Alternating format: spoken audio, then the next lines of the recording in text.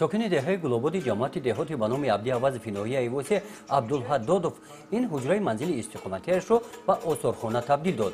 شغل عمک عبدالحد هنرمندی است و این اسباب‌های موسیقی ملی را خودش ساخته است. در آثارخانه نمونه کارهایش را برای تماشا گذاشته است. دوتار و سه‌تار، تار و رباب، دف و تبلک، دایره، نه اسباب‌های روزگار، یکچند نمود کفلس دقت بیننده را به خود جلب می‌نماید. می‌ساختیم اینا دوست می‌کنیم موزیک. با کفگیر می‌کنیم اینا کفگیری. اینا برای سمبوسا کنیم. چیزای دوستایی می‌کنیمش. بزرگم می‌بردیم می‌فروختیم. دیتور می‌بردیم اونا تور می‌بردیم می‌فروختیم.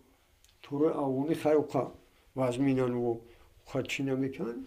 دیتور بسیار می‌گیره خلق موقع بسیار طلب برش بسیار. در ساختن دوتار عمک عبدالحد به صفت و صدای آواز اسباب موسیقی بیشتر دقت داده است.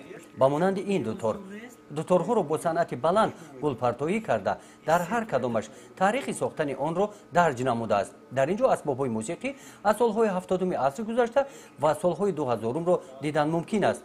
دوتارهایی که سال‌های 2000 ساخته شدند با صنعت بلند ساخته شده از دوتارهای سال‌های پیشتر با همین خصوصیتشان فرق می‌کنند.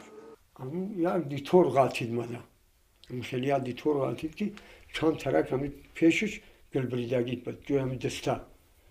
بعد همون نگاه کردم که از اما چه هم نگاه میکنی یا تره میپرسی. بعد پرسیدم مستوره که گفتن که زردولی ده قینه گلبریدن سخته. که تریش نمیبری و سونه. اون کوغ نمیشه ببری. تریش نمیبریشم.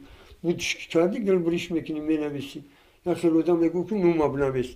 شغل عمک عبدالحد را امروز پسرانش ادامه میدهند. با دستگیری آنها در این کنج حولی استخوانه هنرمندی ساختند.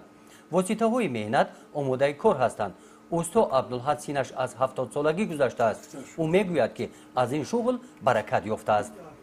گزارش خواجه نظریف خدای نظر ظهوروف از ناحیه ایواسی برای برنامه اطلاعاتی نوید.